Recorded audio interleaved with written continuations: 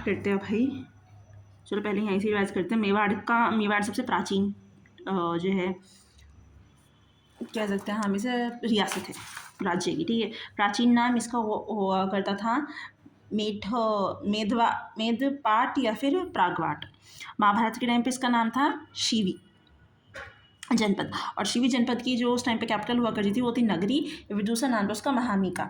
अब महामिका जो है ये अब एरिया आता है चित्तौड़गढ़ के अंदर, इसके अब एरिया आता है मेवाड़ के अंदर भीलवाड़ा, चित्तौड़गढ़, राजसमंद और जो है यहाँ पे उदयपुर। उसके अलावा ये सब कुछ हो गया। अब हम बात करते हैं यहाँ पे गोहिल वंश के। इन्होंने दो चीज़ हैं यहाँ पे, एक तो साइंटिस्ट ने इसे डिस्कवर किया है कि इसकी कितनी शाखाएं हैं ये बताया हुआ है, और कुछ ने ये बताया हुआ है कि इसका ओरिजिन क्या है। पहले हम ओरिजिन की बात कर लेते हैं। तो जो टॉड है,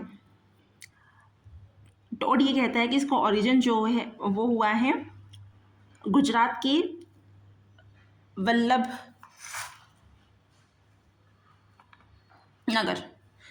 नगर, गुजरात के वल्लभी नगर के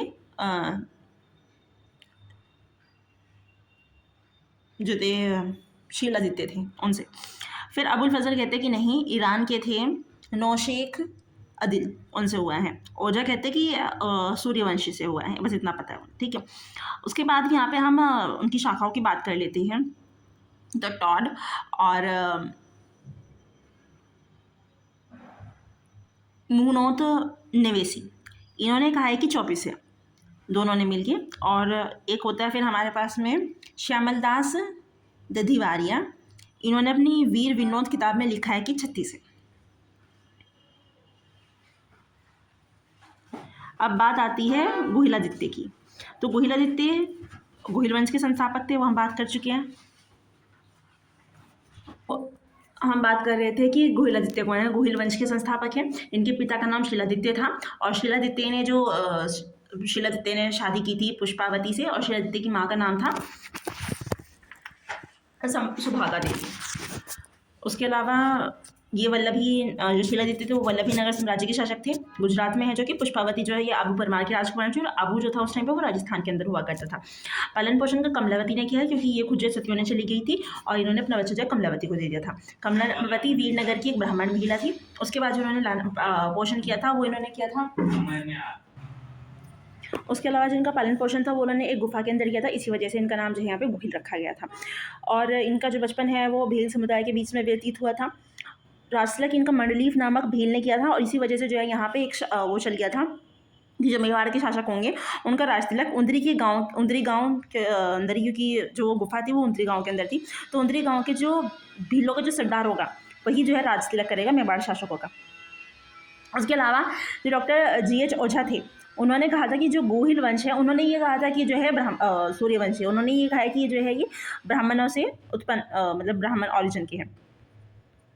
फिर यहाँ पे जो कि इंपॉर्टेंट नहीं, बस आपको शील नाम का एक राजा था जिसकी जानकारी मिलती है आपको सामोली शिलालेख से, जो कि 646 ईस्वी में था, ठीक है, जो कि इंपॉर्टेंट नहीं क्योंकि हमें 1000 से पढ़ना है, बट फिर ठीक है।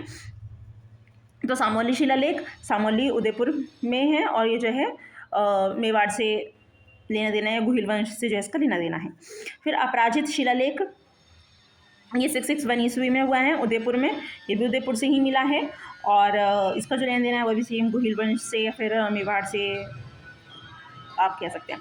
फिर आता है यहाँ पे गोहिलादित्य का जो 8वां वंशज था वो था नागादित्य, जिसका पुत्र था बप्पा रावल। अब यहाँ पे दो चीज़ आती है कि बप्पा रावल कुछ जगह पे नागादित्य दिया हुआ है, लेकिन एनसीईआरटी में जो है महेंद्र II दिया हुआ है बप्पा रावल के पप्पा का नाम। और जो महेंद्र II था इसने जो है कर लगा दिया था भीलों पे, इसी वजह से इसकी हत्या कर दी गई थी। और उस टाइम पे जो बप्पा रावल था वो 3 साल का था, तो फिर बप्पा रावल जो है वो बप्पा रावल का जो है दूसरा नाम हुआ है कालभोज। तो ये आता है 7034 से 7053 तक, ठीक है। 7034 में थे क्योंकि जो है इसने उसके ऊपर अपना दबदबा बनाया था, जितने का मतलब ये जो भी है ये इसका जो 734 या जो ये यहाँ पे पीरियड लिखा हुआ है ये उसका जन्म से मृत्यु तक का एरिया नहीं है, उसका उतना है जितना उसने राज किया था, ठीक है। अब बप्पा रावल के बारे में हमें क्या मिलता है, जो एक रणकपुर प्रशस्ति है उसमें ये पता चलता है कि जो बप्पा रावल व कालभोज है वो अलग अलग थे, ठीक है। पृथक का मतलब यहाँ पे अलग अलग है। और GH ओझा ने बताया कि नहीं, दोनों सेम नाम ही थे, बप्पा रावल का ही जो मूल नाम है वो कालभोज था। फिर है यहाँ पे कुंभलगढ़ प्रशस्ति, उन्होंने कहा है कि जो बप्पा रावल है वो ब्राह्मण बताया हुआ है उसे, ठीक है। तो अब तक हमने यही पढ़ा है कि तो ब्राह्मण है या फिर सूर्यवंशी है, ठीक है। मम्मी साइड से जो है ब्राह्मण है और पापा साइड से जो है वो सूर्यवंशी है।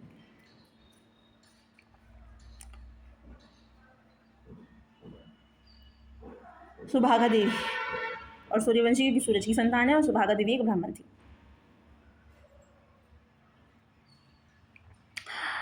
बप्पा रावल को विप्र वंशीय ब्राह्मण बताया गया है। महेंद्र टू पापा का नाम है, जिन्होंने जो डेथ हो चुकी थी और जब ये 3 साल के थे तो इनका जो बचपन है 3 साल के बाद का वो हरित ऋषि के साथ में गुजरा। तो वो वहाँ पे गाय चराते थे। अब एक बारी क्या हुआ कि जो है ये गाय चराने जाया करते थे, उसके बाद जो हरित ऋषि हुआ करते थे वो गायों का दूध निकालते थे। अब एक गाय ने जो दूध नहीं दिया, जब उन्होंने कहा कि भाई इसका क्या हुआ, उन्होंने कहा भाई मुझे भी नहीं पता, मतलब बप्पा रावल ने कहा। तो वो उस गाय का पीछा करने लगे। तो वो गाय जो है एक गुफा के अंदर जाती थी, वहाँ पे एक शिवलिंग हुआ करता था और वो उस शिवलिंग के पास जाकर के खड़े हो जाया करते थे और वहाँ से जो है उसके दूध निकला करता था उसके थनों में से, ठीक है। तो ये देख के वो जो है शॉक हो गया। तो उसके बाद से फिर जो उन्होंने एकलिंग जी की जो है पूजा करनी शुरू कर दी और यहाँ पे फिर जो है एक भव्य मंदिर बनेगा, एकलिंग जी का मंदिर। अब जो ये मेवाड़ शासक है ये शिव संप्रदाय के थे, क्योंकि शिव जी को मानते थे। अब ये बप्पा रावल के गुरु का नाम हरित ऋषि था। हरित ऋषि के आशीर्वाद से बप्पा रावल ने जो है 734 में 7 ये ऐड करके 7 और 3 4 प्लस 3 + 4 = 7, तो 7 मान मौर्य को पराजित करके चित्तौड़ पर अधिकार किया था, ठीक है। मान मौर्य को इन्होंने हरा दिया था, चित्तौड़ पर अधिकार कर लिया था। बप्पा रावल मेवाड़ राज्य का वास्तविक संस्थापक है, क्योंकि मेवाड़ राज्य में तो उन्होंने ही संस्थापना की है और मेवाड़ का प्रथम शासक था, ठीक है। मेवाड़ राज्य का वास्तविक संस्थापक और मेवाड़ का प्रथम शासक जो है वो किसे कहा गया, बप्पा रावल को कहा गया है। राजधानी इसकी नागदा थी, यह नागेंद्र भी से पहले कहा जाता था। नागदा या नागेंद्र उदयपुर में है जो कि, और यहीं को, क्योंकि ये जो इनके गुरु थे वो यहीं पे रहते थे, तो इन्होंने यहीं पे इसे जो है अपना वो बना लिया राजधानी। निर्माण इनका, उन्होंने एकलिंग जी का मंदिर बनाया कैलाशपुरी उदयपुर में। एकलिंग जी का मंदिर है भाई, कैलाशपुरी नाम है इसलिए उसका, ठीक है। तो कैलाशपुरी उदयपुर में। फिर उन्होंने सास बहू या फिर आप कह सकते हैं सहस्त्र बहू मंदिर, जो कि विष्णु जी को समर्पित है, उसकी भी उन्होंने वो भी बनाया उन्होंने नागदा उदयपुर के अंदर। अब ऐसा कहा जाता था कि भाई उस टाइम पे बहुत हट्टे खट्टे थे कि 35 हाथ की धोती पहनते थे, 16 हाथ का दुपट्टा और 62 मण की जो है तलवार रखा करते थे और 4 बकरे जो है भोजन में खा जाया करते थे, ठीक है। तो वो एक अलग चीज़ है भाई, जिसका कोई इंसान से कोई लेना देना नहीं है। सिक्के चलाए थे 115 ग्रेन के सोने के सिक्के। और बप्पा रावल की एक सैनिक टूटी हुआ करती थी जो कि रावलपिंडी में रहा करती थी। रावलपिंडी अब पाकिस्तान में आता है, तो रावलपिंडी जो है बप्पा रावल के नाम पे ही है। और बप्पा रावल ने गजनी का जो सलीम था उसे जो है पराजित किया था, क्योंकि जो है इसकी पाकिस्तान तक पहुँच थी। तो बप्पा रावल ने गजनी के सलीम को पराजित किया। फिर CV वेद ने बप्पा रावल की तुलना चार्ल्स मार्टेल से की है। चार्ल्स मार्टेल जो कि एक सेनापति हुआ करता था फ्रांस का। अब इन्हें उपाधि कौन सी दी गई है, चकवे, हिंदू सूरज और राजपूत, ये इसे 3 जो है उपाधियाँ दी गई हैं। तो अब तक हमने क्या पढ़ा, अब तक हमने जो है पहले शिलादित्य के बारे में पढ़ा, उसके बाद फिर जो है हम यहाँ पे पढ़ा गोइलादित्य के बारे में, जो इसका संस्थापक माना जाता है। लेकिन मेवाड़ में जिसने स्थापना की है वो है बप्पा रावल, ठीक है। तो बप्पा रावल ने राजधानी कैसे बनाया, नगदा को, जिसे नगेंद्र भी बोला जाता था। बाकी ने उपाधि दी गई चकवे, हिंदू सूरज और राजगुरु के नाम से। CV वेद ने बप्पा रावल की तुलना चार्ल्स मार्टेल से की है, मार्टेल से। और बप्पा रावल ने जो है गजनी के सलीम को भी पराजित किया। बप्पा रावल की एक टुकड़ी जो है रावलपिंडी में रहा करती थी। इन्होंने सिक्के चलाए 115 ग्रेन के सोने के थे। इन्होंने फॉर्मेशन मतलब क्या बनवाया, इन्होंने एकलिंग जी का मंदिर बनाया जो कि कैलाशपुरी में है उदयपुर में। और सास बहू या फिर सहस्त्र बहू मंदिर जो कि विष्णु जी को समर्पित है, नागाड़ा उदयपुर में। राजधानी इनकी नगादा थी, नगेंद्र उदयपुर भी बोल सकते हो आप इसे, नगेंद्र के नाम से। बप्पा रावल जो है मेवाड़ का वास्तविक संस्थापक जो बप्पा रावल को माना जाता है। मेवाड़ का प्रथम शासक वही थे। और हरित ऋषि के आशीर्वाद से इन्होंने जो है यहाँ पे 734 में जो है मान मौर्य को हरा करके चित्तौड़ पर अपना अधिकार जमा लिया था। तो हरित ऋषि हो गया, एकलिंग जी का मंदिर हो गया, शिव संप्रदाय भी।